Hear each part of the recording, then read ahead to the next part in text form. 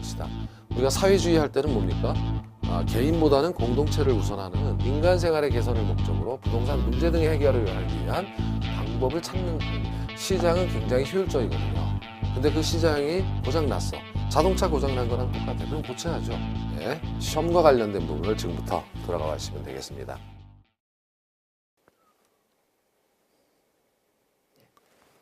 안녕하십니까. 자, 이번 시간은 제 25강입니다.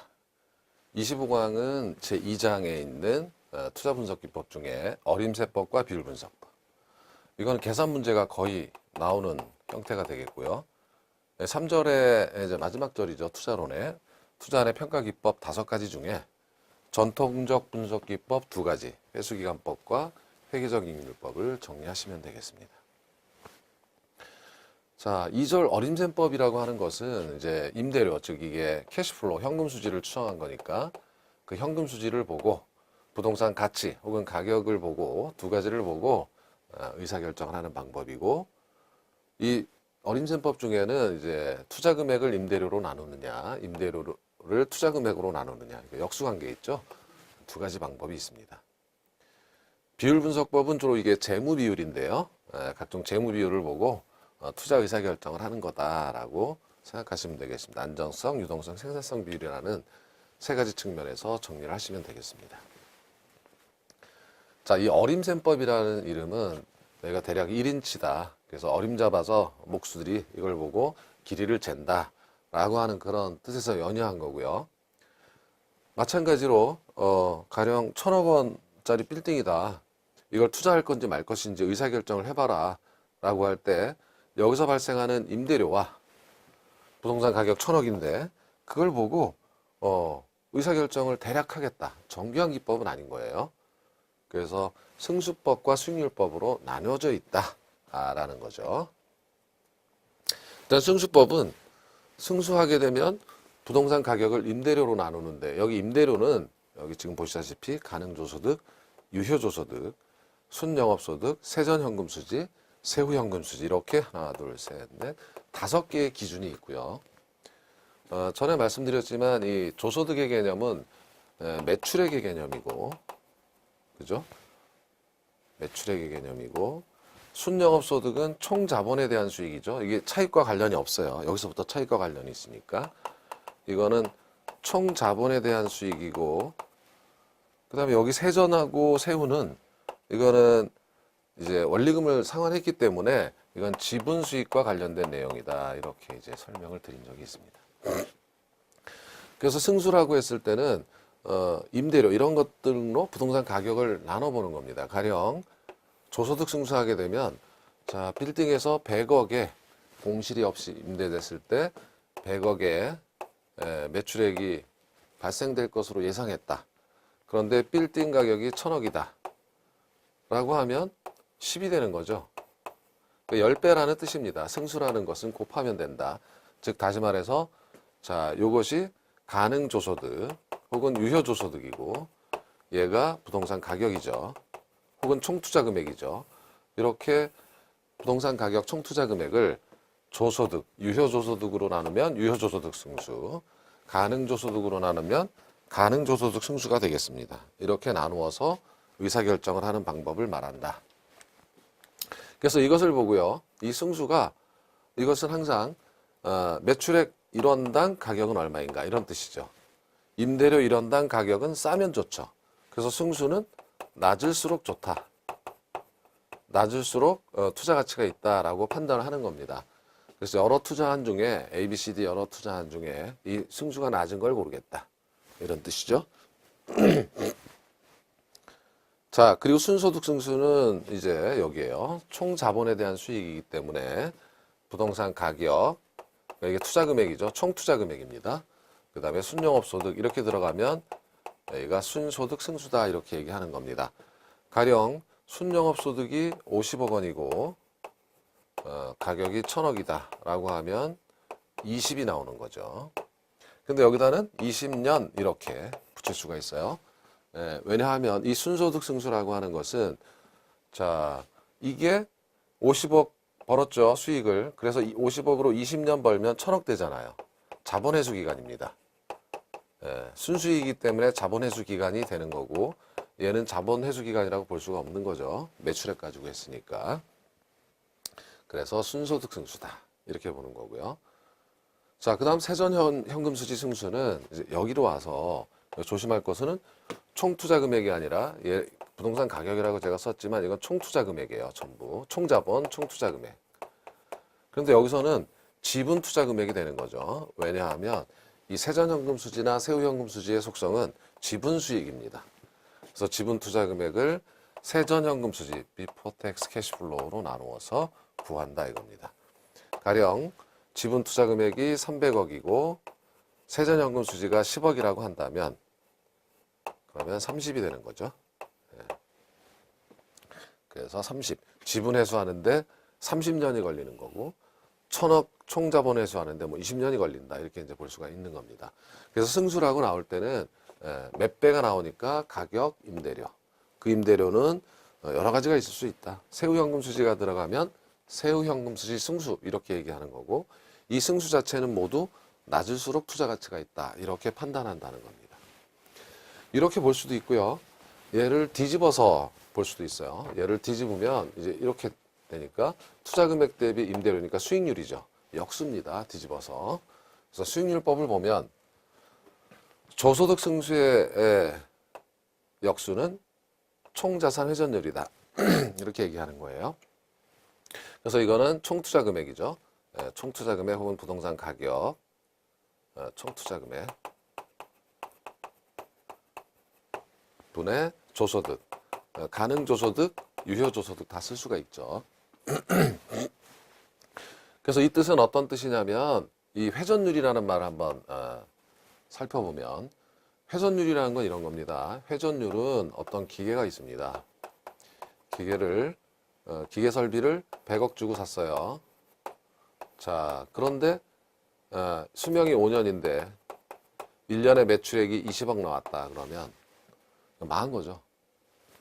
기계 100억 주고 샀는데 5년이면 기계 날아가고 근데 5년 동안 100억밖에 매출 못 벌으면 이거 망한 거예요. 그래서 최소한 1회전은 시켜야 된다. 투자한 금액만큼 회전을 시켜야 된다. 매출액이 100억이 나왔다라고 하면 이게 1회전했다 이렇게 얘기하는 겁니다. 그러니까 투자 금액으로 매출을 얼마나 건질 수 있는 건지를 보는 거예요. 그래서 회전율은 높을수록 좋다. 여기 수익률법에서는 전부 높을수록 투자 가치가 있다 이렇게 보는 거죠.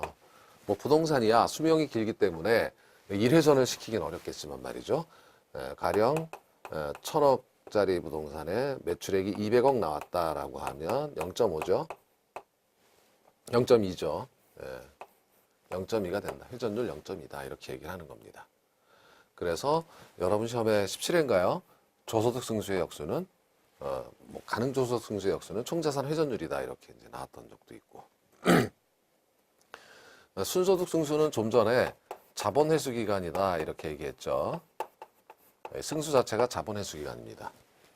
종합자본 환원율은 순소득 승수의 역수니까 총투자 금액으로 이게 부동산 가격이죠. 총투자 금액으로 순영업소득을 나누는 거예요. 순영업소득을. 가령 순영업소득이 50억이고 투자 금액이 1000억이다 라고 하면 이건 5%죠. 5% 이렇게 되는 거예요. 종합자본 환원율이다. 그러니까 이거를 역수로 해보면 순소득 승수를 구해보면 50억 분의 1000억 아닙니까? 50억 분의 1000억이니까 20년 아까 자본회수 기간 20년 걸렸죠. 이렇게 연관시켜서 생각해보면 20년을 5%씩 자본 환원을 지키면 본전 뽑는 거죠. 이렇게 됩니다. 그래서 이 캡레이트 종합자본 환원율은 캡레이트 캐피탈리제이션 레이트라고도 하고 이거를 나중에 감정평가에서는 환원이율이라고도 합니다. 그래서 굉장히 중요한 의미가 있어요. 그래서 순소득 승수의 역수는 종합자본 환원율이다. 혹은 자본 환원율이다. 이렇게 이제 얘기하기도 하는 겁니다. 혹은 환원율이다. 이렇게 하는 거죠. 그래서 이렇게 5%씩 환원되면 20년 걸려서 본전 뽑는데 역수관계 이렇게 엮으시면 되고요. 세전현금수지 승수의 역수가 지분배당률인데 역시 여기선 총투자 금액이 아니라 지분투자 금액에서 세전현금수지가 차지하는 비율이다. 그래서 이것을 지분 배당률이라고 한다. 그러니까 세금을 내기 전에 배당률이 결정되겠죠. 세전현금 수지, 지분 배당률이다. 세후현금 수지를 가지고 하면 세후 수익률이다. 이렇게 할 수가 있는 거고요. 그래서 몇 개 되지 않아요. 사실상 이렇게 승수 3개, 대략 수익률 역수 3개 해서 기억을 해두시면 되고, 시험에서는 자주 나오는 내용이에요. 잠시 후 계산을 해보시면 될 텐데, 자, 15의 추가 문제를 한번 보기로 해요. 다음에 주어진 자료를 활용하여 순소득 승수를 구하라. 이건 굉장히 쉬운 문제입니다. 순소득 승수는, 자, 승수니까 투자 금액이 분자의 총 투자 금액이고 분모에는 순영업 소득이 들어가지 않습니까? 총 투자액은 100억 원이 이미 나왔고, 그러면 여기서 순영업 소득, 나머지는 그냥 다 아무것도 아닌 거예요. 2개만 있으면 구할 수 있는 겁니다. 10억이니까 10. 예. 그래서 답이 4번이 되는 거고, 순소득 승수는 곧 자본 회수 기간이다. 이렇게 얘기할 수 있다. 이런 거죠. 자, 24회 문제는 말로 된 문제. 승수법과 수익률법에 관한 설명. 총소득 승수는 총 투자액을 세후현금으로 나눴다. 자, 승수니까 총 투자액이 분자에 들어가는 거는 맞지만, 그러나 이게 조소득 승수니까 여기 조소득이 들어가요. 총소득 혹은 조소득이 들어가야죠. 가능조소득이나 유효조소득. 조소득을 총소득이라고 하는 거니까. 그래서 이건 틀렸어요. 세전현금 수지 승수는 지분 투자액을, 자, 지분 투자액을, 지분이니까 세전현금 수지. 맞죠? 그러니까 BTCF 여기. Before Tax Cash Flow. 이게 세전현금으로 나눈 값이다. 얘가 맞는 겁니다. 순소득 승수는 지분 투자액을 순영업 소득으로 나눴다. 이 순영업 소득은 지분 투자액이 아니라 총 투자액과 관련되어 있는 거죠. 총 투자 금액을 나누는 거고요. 세후 현금 흐름 승수도 총 투자액이 아니라 이거는 다 지분 개념이라 그랬어요. 예. 세후 세전은 지분 투자액으로 나눈 거고, 지분 투자 수익률, 지분 배당률이라고도 하는 거, ROE, Rate of Equity 해가지고, 순영업 소득이 아니라 지분 개념은 세전현금 수지라고 그랬죠. 그래서 세전현금 수지를 지분 투자액으로 나눈 비율이다. 여기 요거. 그렇죠? 네. 그래서 다 틀렸고요. 2번만 맞는 문제가 되겠습니다. 자, 다음은 비율 분석법. 비율 분석법은 재무 비율이에요. 예를 들면 여기가 재무제표 하게 되면 대차대조표와 손익계산서, 기타 시산표부터 시작해가지고 책이 한 권입니다. 이걸 보고 투자 의사결정을 하려면 굉장히 어렵죠. 그래서 어떤 비율로 딱 나타내줘라, 하나로 볼 수 있게끔 하는 것이 재무비율이에요. 그 비율은 크게 3가지로 나눠볼 수 있는데, 안정성, 유동성, 생산성, 혹은 수익성 비율로 나눠볼 수가 있겠다라는 겁니다. 자, 기본적으로 생각해야 될 게, 이제 총투자 금액 혹은 총자본은 자기 자본을 지분이라고도 하고, 그리고 타인 자본은 부채 대부 금액이라고도 합니다. 자기 자본과 타인 자본으로 구성되어 있는 거 맞는 거죠. 그래서 자기 자본 비율을 본다는 것은, 이것은 총투자 금액에서, 저 총투자 금액에서 자기 자본이 차지하고 있는 비율이다. 지분이 차지하고 있는, 자기 자본이라고 쓸게요. 자기 자본이 차지하고 있는 비율이다. 그래서 여기 보시면 이 분수의 해석상 자기 자본 비율이다 했을 때 이 자기 자본이 분자에 들어온다라는 걸 보시면 되겠습니다. 자, 가령 1000억인데요. 1000억 중에 400억은 자기 돈이고 600억은 남한테 빌려서 빌딩을 하나 샀다고 했을 때 자기 자본 비율은 1000억 중에 400억이 내 돈이니까 40%다 이렇게 이제 볼 수가 있는 거죠. 그래서 이 자기 자본 비율은 안정성 측면에서 높아야 좋다 이거예요. 자, 지난 시간에 레버리지 효과를, 재무 레버리지 효과를 봤지만 차입이 클수록 지렛대 효과도 커진다. 대부 비율이 클수록, 부채 비율이 클수록 지렛대 효과도 커진다.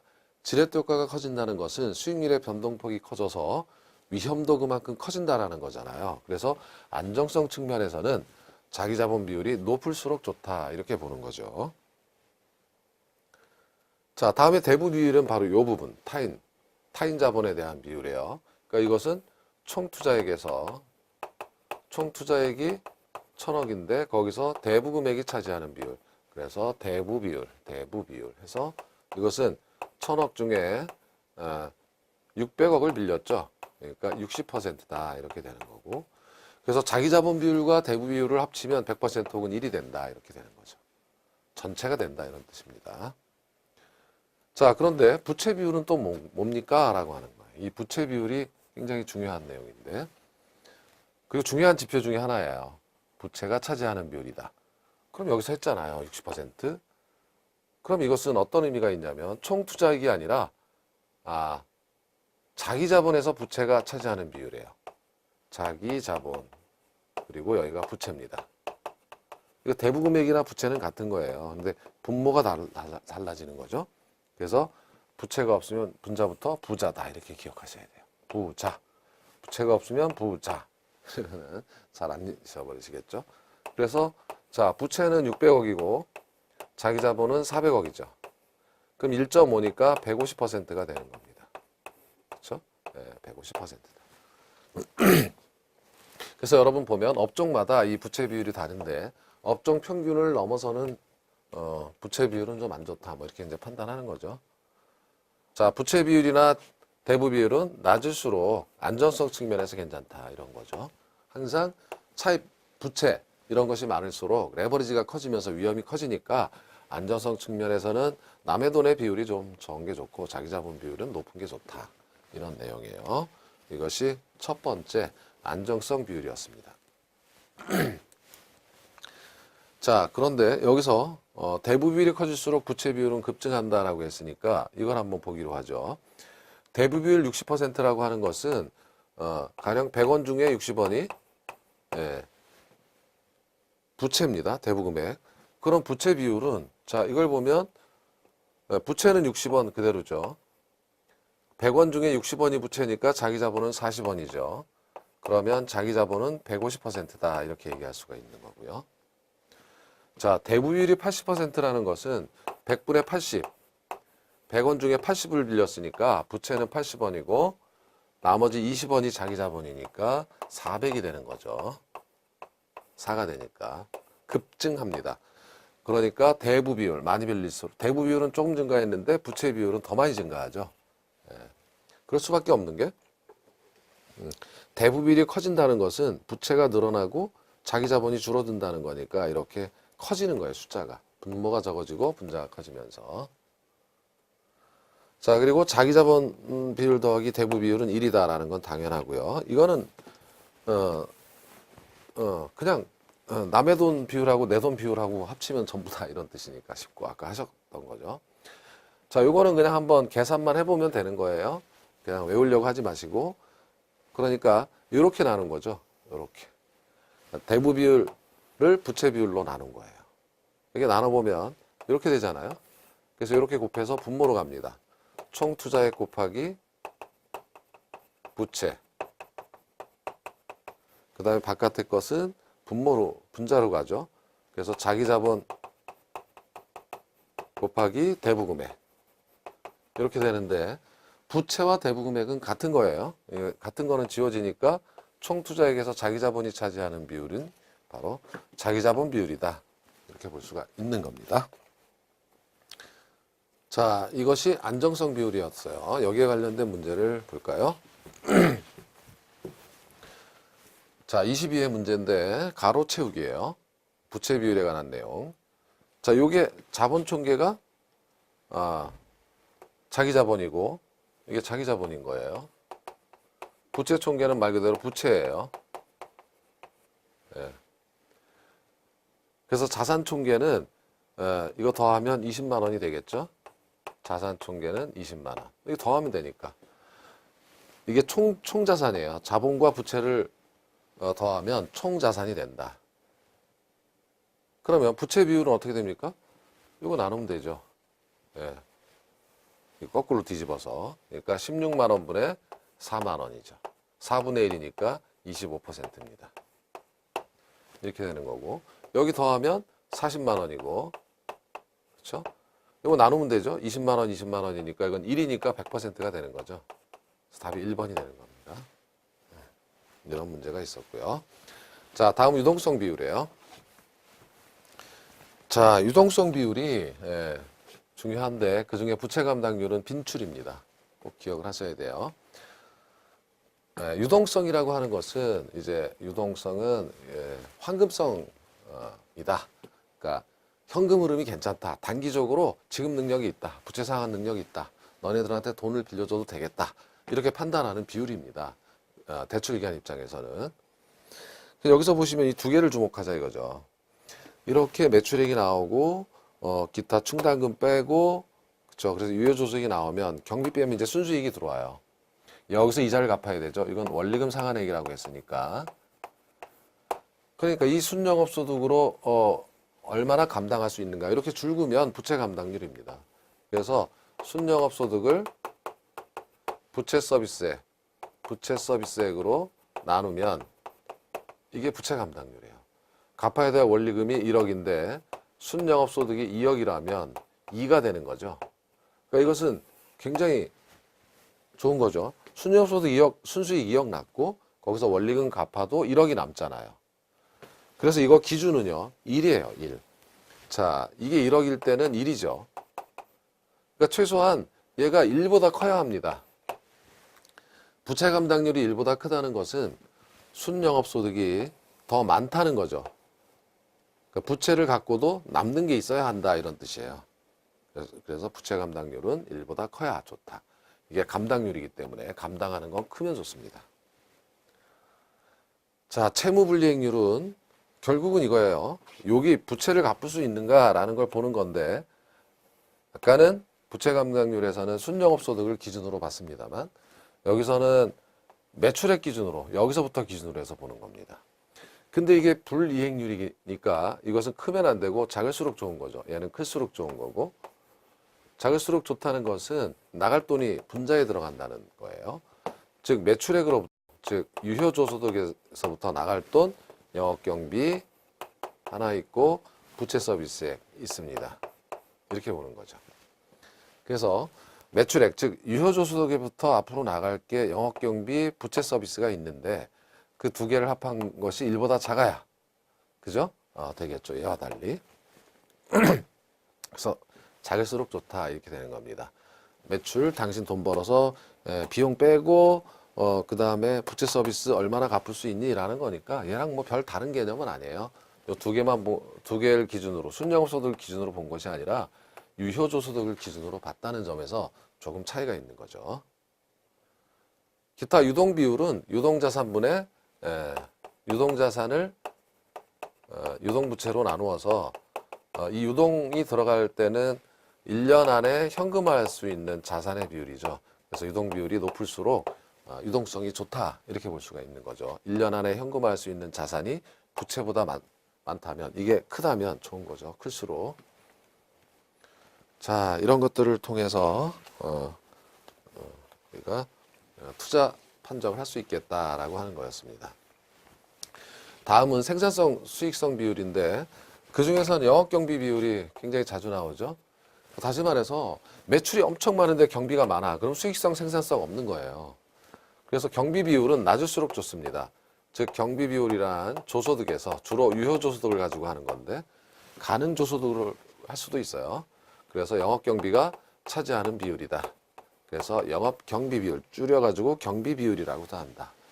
그래서 분자가 여기 들어가는 건 이제 당연하죠. 이 흐름을 항상 생각하셔서 이 표를 생각하시고 연상을 하셔야 되는 거예요.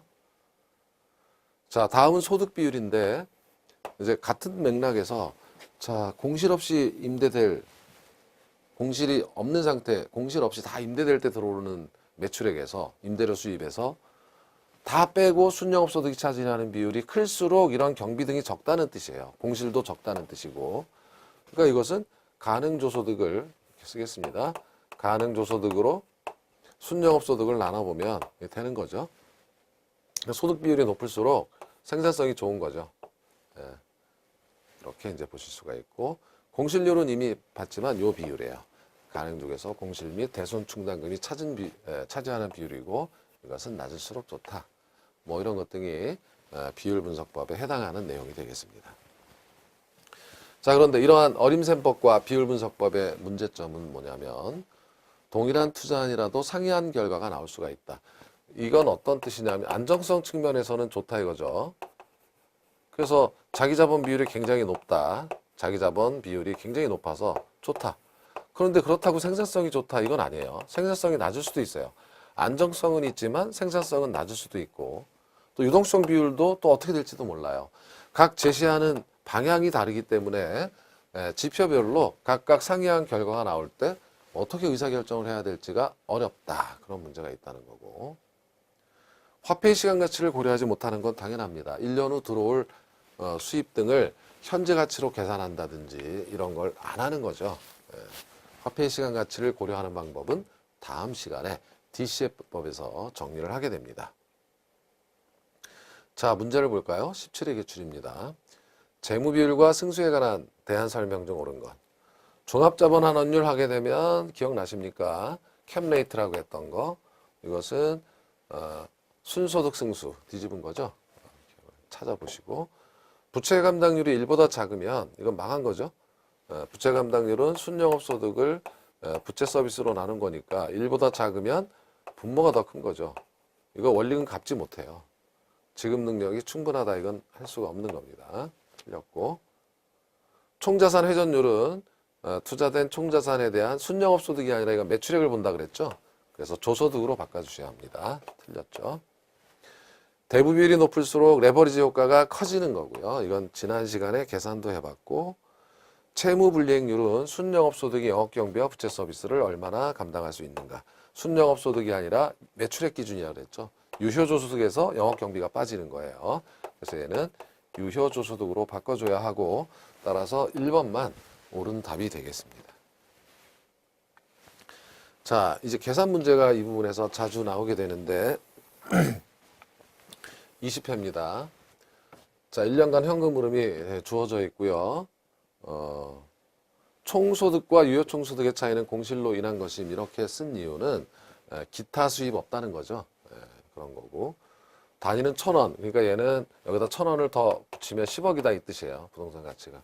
그런데 이게 다 어차피 1,000원이니까 어차피 나누면 지어질 거니까 그냥 100만 원 이렇게 하셔도 돼요. 자, 일단 가능조소득부터 구해봐야죠. 그래서 이 비율을 구해야 되니까 가능조소득은 여기 있네요. 여기 다 나왔네. 잠재총소득, 가능조소득. 자, 그럼 여기다 한번 써볼까요? 가능조소득에서 공시를 빼면 유효조소득이 나오는 거죠. 그리고 유효조소득에서 영업경비를 빼면 순영업소득이 나오고 순영업소득에서 부채 서비스를 빼면 세전현금 수지가 나오는 거잖아요. 근데 우리 문제에서 주어진 것은 가능조소득 주어져 있고요. 그 다음에 유효총소득 주어져 있고 순영업소득 주어져 있어요. 세전현금 흐름 주어져 있어요. 그러니까 이 사이에 있는 숫자를 구하라 라고 하는 거니까 공실은 5,000원이죠. 이 사이에서. 그러면 공실률은 10만 분의 5,000이니까 5%예요. 공실률은 5%입니다. 얘는 틀렸네요. 옳은 것을 골라라겠죠. 네, 옳은 거. 그리고 95,000원에서 57,000원을 빼면 38,000원입니다. 이게 영업경비입니다. 이거 더하면 95,000원이 되는 거죠. 그럼 영업경비 비율은 이렇게 나누면 되죠. 영업경비 비율은 95,000원을 38,000원을 95,000원으로 나누면 여기 써왔어요. 40%입니다. 그러니까 이게 50%가 아니라 40%니까 틀렸죠. 자, 그리고 57,000원에서 40,000원을 빼야 17,000원이 되니까 부채 서비스 즉 원리금은 40,000원이 됩니다. 이때 저당상수를 이제 구할 수가 있는데 저당상수란 이렇게 되는 거죠. 대부금액에다가 저당상수를 곱하면 지난 투자론 첫 시간 저당상수 하셨죠. 그럼 갚아야 될 원리금이 나온다 그랬어요. 이 부채 서비스는 원리금이에요. 그러니까 저당상수라는 것은 저당환환율, 저당상수라는 것은 나중에 이렇게 외워두면 좋아요. 하다 보면 외워지겠지만 대부금액에서 넘어가니까 원리금이 차지하고 있는 비율이다 라고 할 수 있죠. 그러면 대부금액은 50%니까 50만 원이에요.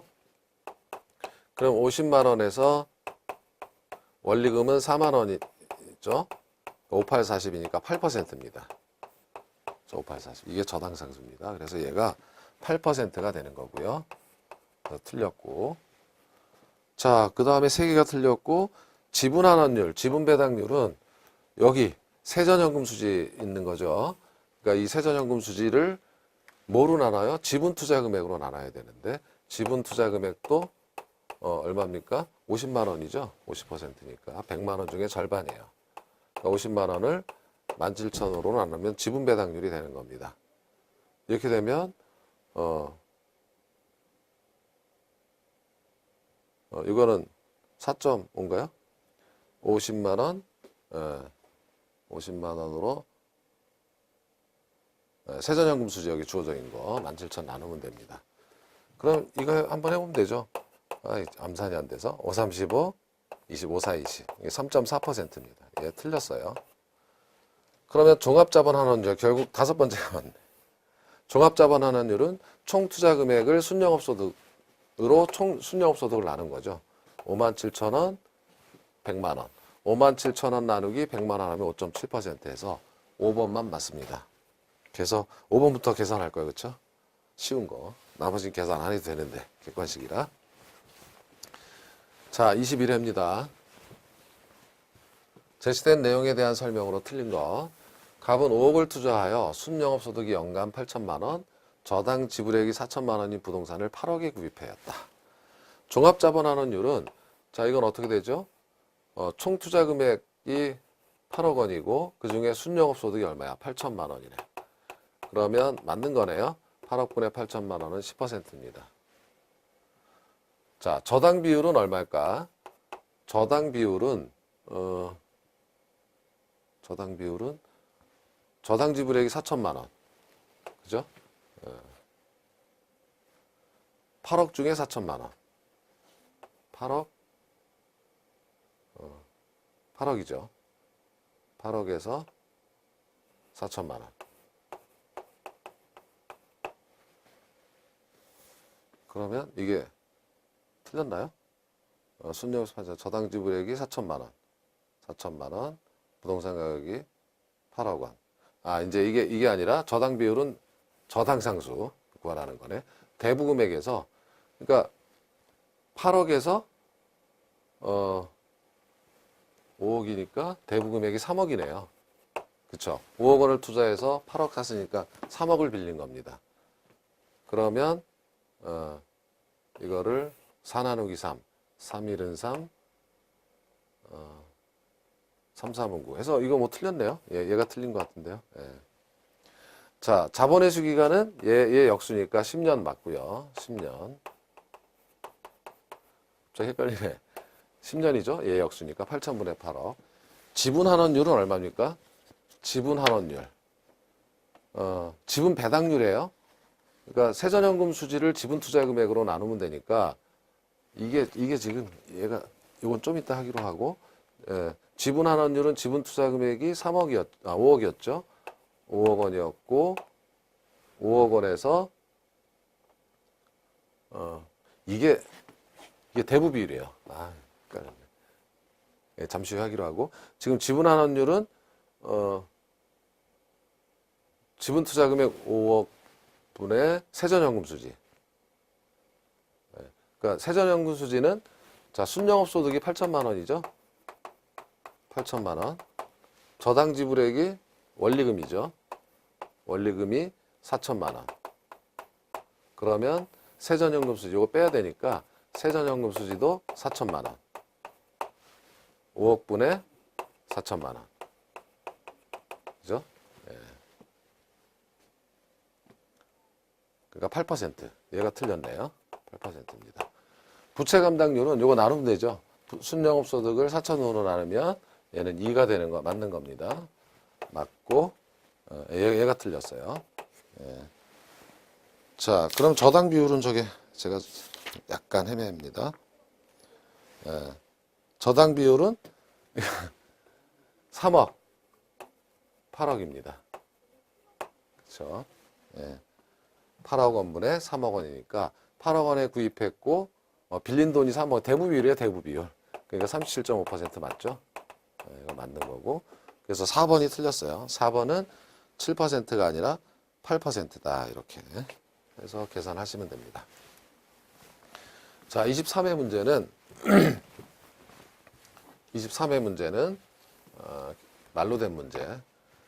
상가 건물의 지분 투자액이 6천만 원이고 이 지분에 대한 세전연금 수지가 300만 원일 때 지분 배당률은 6천만 원분의 300만 원 이거잖아요. 예. 65, 30. 5% 맞는 거고요. 맞았습니다. 상가 건물을 구입하기 위해 자기 자본 8억 원 이외에 은행에서 4억 원을 대출받을 때 부채 비율은 부자니까 부채가 4억 원, 자기 자본 8억 원, 2분의 1은 50% 맞았어요. 순영업소득 2,100만 원, 총 투자액 3억 원, 자본환원율은 3억 원, 2,100 나누기 3억 원 이렇게 되는 거죠. 37, 21, 7% 맞았어요. 아파트 구입에 필요한 총액은 4억 원이고 은행에서 1억을 대출받았을 때 자기 자본 비율은 총 투자 금액이 4억인데 1억 대출받았으니까 자기 돈은 3억 원, 4분의 3은 75% 맞았어요. 부채 감당률은 1.5이고 순영업소득이 1,000만 원일 경우 차입할 수 있는 최대 부채 서비스액은 2천만 원이다. 자, 이것은 어떻게 하냐면 부채 감당률 써보면 되죠. 순영업소득을 부채 서비스로 나눌 때 얘가 1.5다 그랬잖아요. 근데 순영업소득이 여기 1,000만 원 주어져 있고요. 1,000만 원 주어져 있습니다. 그러면 얘를 구하라는 거죠. 부채 서비스액은 얼마냐. 이거 바꾸면 됩니다. 식은. 그러니까 부채 서비스는 순영업소득을 1.5로 나누면 돼요. 1,000만 원 나누기 1.5는 6.67입니다. 그러니까 667만 원이니까 이게 틀렸어요. 그래서 5번이 틀린 답이다. 이렇게 됩니다. 문제 되게 많죠? 26회. 자, 이거 말로 된 문제. 동일한 투자안의 경우 일반적으로 순소득 승수가 조소득 승수보다 크다. 헷갈려. 자, 가능조소득 가령 100억이다. 그럼 여기서 공시를 빼면 공시 10억이다 그러면 유효조소득 90억이에요. 근데 승수라는 것은 가령 부동산 가격이 1,000억이다 그러면 1,000억으로 자, 가능조소득을 하면 100억이고 유효조소득을 하면 90억입니다. 그러니까 예를 들어서 동일한 투자안의 경우 일반적으로 순소득 승수 아직 나오지도 않았네. 여기서 영업경비를 가령 40억이다. 그러면 순영업소득이 50억이죠. 50억. 이렇게 되니까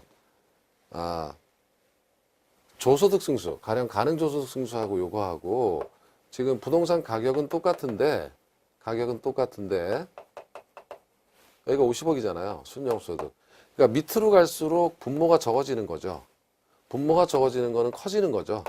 그러니까 순소득 승수가 조소득 승수보다 커지는 거죠. 그렇죠? 예, 이게 줄어드니까. 동일한 투자안의 경우 세전현금 수지 승수가 세후현금 수지 승수보다 크다. 이게 맞았으면 얘는 틀린 거예요. 여기서 부채 서비스를 빼고 가령 10억을 빼면 세전현금 수지는 40억이고 여기서 세금을 떼야죠. 10억이면 세후현금 수지는 30억이다. 그러니까 세전현금 수지가 세후현금 수지보다 크죠. 이게 크다는 것은 작다는 거예요. 이게 작을수록 분모에 들어가니까. 그래서 보다 크다가 아니라 작다. 그래서 2번이 틀린 답이 됩니다. 부채 감당률이 1보다 작으면 이거는 망한 거다. 감당할 수 없다. 대부 비율을 통해 투자자가 재물 레버리지를 얼마나 활용하고 있는지를 평가할 수 있다. 이건 다 보신 거고 총부채 상환 비율은 이제 요 6편 금융론에 자주 나올 거예요. 차입자의 소득 대비 상환 능력을 보는 거다. 이렇게 보시면 되겠습니다. 자, 26회 또 있어. 2개나 냈네요. 값으로 틀린 것은. 그래서 이제 유효조소득 승속승수 이런 걸 구하라고 했네요. 총 투자액 10억이고 지분 투자액 6억입니다. 세전현금 수지가 6천만 원. 그러니까 지금 유효조소득부터 물어봤어요. 그런데 여기 이게 승수가 나왔네요. 유효조소득 승수. 유효조소득 승수라고 하는 것은 승수는 자, 총 투자 금액을 총 투자액을 유효조소득으로 나누면 되는 거죠. 이것이 5라고 했어요. 근데 총 투자액이 10억 원이었으니까 얘가 2억이면은 5가 되겠네요. 그러면 얘는 2억 원입니다. 1년간. 그래서 얘는 맞는 거고요. 그럼 여기서 영업경비를 빼면, 여기서 영업경비를 빼면 순영업소득이 되는 거죠. 자, 그리고 여기서 부채 서비스를 빼면 세전연금 수지가 되는 거죠. DCF. 네, 세전연금 수지는 6천만 원. 그 다음에 부채 서비스는 4천만 원. 그럼 이 둘을 더하면 순영업소득이 되는 거죠. 거꾸로. 그러니까 얘는 1억 원. 1억에 4천을 빼면 6천입니다. 그렇죠? 그러니까 순영업소득은 1억 원이에요. 그러면 순소득 승수는 얼마냐면 이건 간단하죠. 총 투자액을 순영업소득 1억으로 나누면 10이 됩니다. 그래서 얘도 맞는 겁니다. 세전연금 수지 승수는 이걸 가지고 하는 거죠. 그럼 지분 투자액이 있어야 되는데 6억을 6천만 원으로 나눈 거죠. 승수니까. 그러면 10이 되는 겁니다. 얘도 맞는 겁니다. 종합자본 환원율은 얘 역수죠. 예. 순소득 승수 역수잖아요. 10분의 1이니까 10%입니다. 10억분의 1억이니까 10%. 얘가 틀린 답이 되겠습니다. 부채 감당률은 요거 나누는 거죠. 요거. 이렇게. 그러니까 1억분의 4천이니까 4분의 1, 4분의 10, 그죠? 4분의 10 그러면은 2.5가 됩니다. 그래서 다 맞고 4번만 틀린 문제예요. 자, 이젠 3절로 와가지고 부동산의 투자 기법을 5가지를 보시면 이제 투자론이 마무리가 되는데 이번 시간에는 요거 2개만 하는데 굉장히 간단해요. 전통적 기법과 DCF법. 여기서 DCF란 디스카운트 캐시플로우, 현금을 할인해서 화폐의 시간 가치를 고려하는 방법이고 얘는 고려하지 못하는 방법이다. 회수기간법. 요구한 원하는 회수기간보다 투자하는 회수기간이 짧아야 된다. 회수기간이 짧을수록 좋다. 회계적 이익률법은 투자한의 평균 이익률보다 평균 이익률이 동업적 평균 이익률보다 커야 된다. 이건 다음 시간에 할 거지만 수년가는 0보다 크거나 같으면 투자하고 수익성 지수는 1보다 크거나 같으면 내부 수익률은 요것을 1보다 크거나 같으면 투자한다라고 하는 내용이 되겠습니다. 그래서 이 내용들을 이제 다음 시간까지 걸쳐서 보시면 되고 일단 회수기간법은 자 원래 이제 현가 회수기간이라는 것도 있어요. 현재 가치 기준으로 회수기간을 구하는 것도 있기 때문에 여기다 단순 회수기간 혹은 그냥 회수기간 하면 단순 회수기간, 화폐의 시간 가치를 고려하지 않는 거다 이렇게 보시면 돼요. 회수기간이라고 하는 뜻 자체는 원금을 회수하기까지의 기간이다. 자, 가령 A투자는 1,000원을 투자했고 최초 1년차, 2년차, 3년차, 4년차에 걸쳐서 이걸 다 더하면 300, 600, 1000이 되죠. 4년이 되겠다 이겁니다. B를 보더라도 400, 700, 900, 1000 얘도 4년이 되겠다. 이 회수기간을 보고 투자 의사결정을 하겠다. 여러 투자안 중에 회수기간이 빠를수록 투자 타당성이 있다. 투자 가치가 높다. 이렇게 보는 그런 겁니다. 자, 그래서 투자 의사결정은 어떻게 하냐면 독립적 투자안이라는 것은 A, B를 서로 골라도 아무 문제가 없는 거예요. 예. 자, 이때는 본인이 요구하는 회수기간이 5년이었어요. 그런데 이 A 투자한 B 투자는 4년이죠. 그러면 투자하는 회수기간이 내가 원했던 것보다 짧으면 좋다 그랬으니까 그러면 투자하는 겁니다. 예. 상호 배타적 투자는 둘 중에 하나만 골라야 되는 거예요. 결혼을 두 사람하고 할 수 없듯이.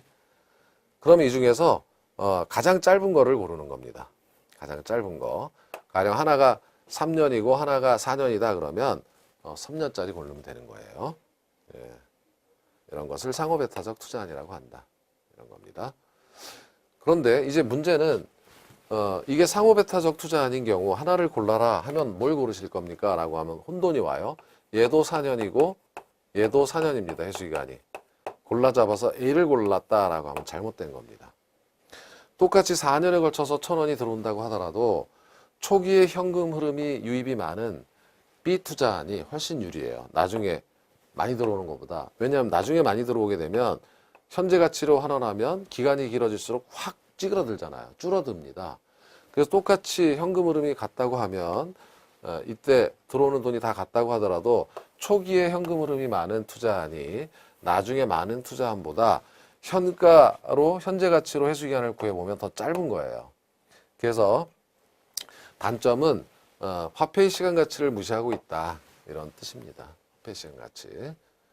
그리고 회수 시점 이후에 현금 흐름을 고려하지 않는다. 난 4년이면 끝났어. 여기 그래서 얘를 버렸어. 얘가 현가 회수 기간에서 얘가 좋았어요. 얘 좋아 선택했는데 얘 버렸는데 5년 차부터 대박나. 그럴 수도 있는 거잖아요. 예, 이제 그런 문제점 고려하지 않고 그 회수 기간 설정도 객관적 기준이 없는 경우도 많다, 이런 겁니다. 자, 그래서 단순 회수 기간법은 화폐의 시간 가치를 고려하지 못해서 현가 회수 기간법을 사용해서 보완할 수 있다. 그러면 화폐의 시간 가치를 고려한다. 현재 가치로 계산해서 회수 기간을 구한다. 그래서 현재 가치로 계산하면 이거는 회수 기간이 4년보다 길겠죠. 금액이 적어지니까 1,000원이 안 됩니다. 자, 이 문제는 단순 회수 기간법에 의해서 타당성을 분석할 가장 타당한 것을 골라라고 하는 것은 회수 기간이 제일 짧은 거를 고르라는 거예요.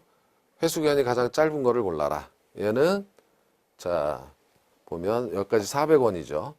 3년에 반만 필요합니다. 균등하게 발생하니까 A는 2년하고 절반만 필요한 거죠. B는 여기까지 500, 600, 700. 얘는 4년이 필요한 거고, C는요 200, 300, 300 여기. 얘는 3년이 필요하고요. D는 800을 뽑기까지 300, 600 여기서 반만 필요하죠. 200만 필요하니까 그럼 3년 반이에요. 3년하고 2분의 1. 900은 이걸 다 더해야 900이니까 5년이 걸립니다. 따라서 가장 짧은 거는 A죠. 그래서 타당성은 A에 있다, 이렇게 보는 거예요. 자, 다음 회계적 이익률법이에요.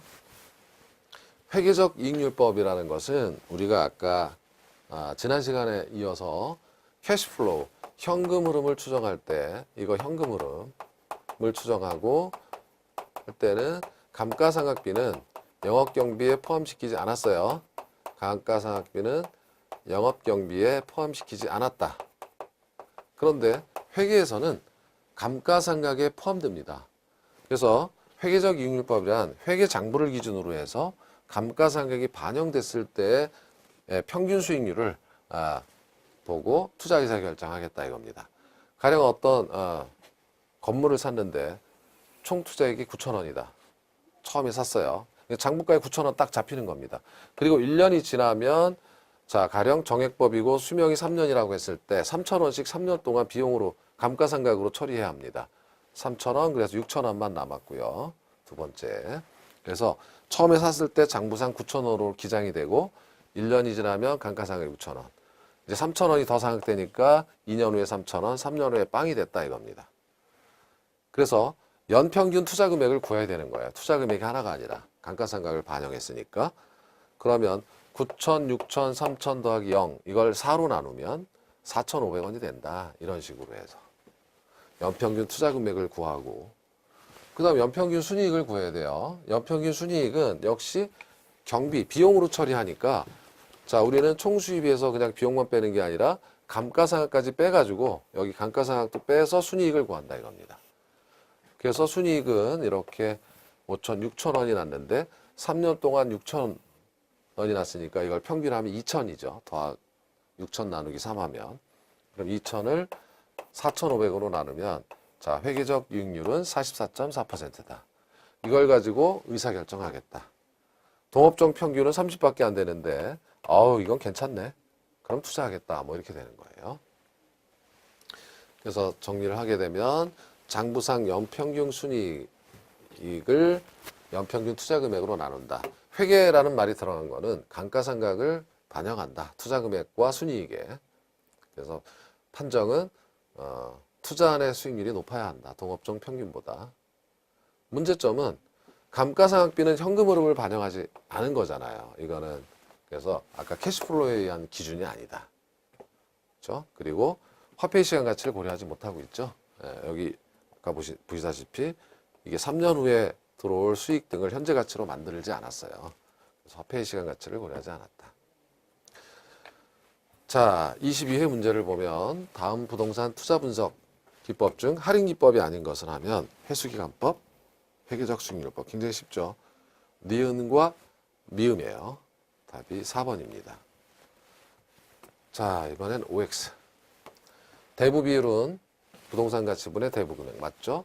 부채 비율은 이게 부채죠. 이게 대부 금액이 부자 맞는 거예요. 지분이 자기 자본이니까. 대부 비율이 높아짐에 따라 부채 비율도 급격히 높아진다는 거 여러분 확인했죠. 부채 감당률은 순영업소득을 부채 서비스로 나눈 거고, 채무불이익률은 매출액, 유효조속을 기준으로 해서 나갈 돈, 영업경비와 부채 서비스가 있다. 생산성을 평가하는 지표인 영업경비 비율은 영업경비 나누기 조소득이다. 해서 이것도 맞는 겁니다. 그렇죠? 네. 맞는 거고요. 그 다음에 이제 6번으로 다시 오는 거는 회수기간법이 거기 6번 쪽에 있어서 그렇게 된 겁니다. 회수기간법은 화폐의 시간가치 고려하지 못하는 거 맞는 거지만 현금 흐름을 고려하지 못하는 건 아니에요. 이거는 회계적 이익률법이 그렇죠. 회수기간법은 아까 1년차, 2년차, 3년차 현금 흐름 다 반영했었어요. 그러니까 6번에 있는 내용은 지금 회수기간법이 아니라 회계적 수익률법에 관한 내용이다. 자, 여기까지 한 겁니다. 그래서 이번 시간에는 어림생법과 비율분석법을 했고요. 그 다음에 두 가지를 했어요. 평가기법 중에. 남는 나머지는 순현가법, 수익성지수법, 내부수익률법이 남았고 여기에 대해서는 다음 시간에 정리를 하도록 하겠습니다. 여러분 고생하셨습니다. 고맙습니다.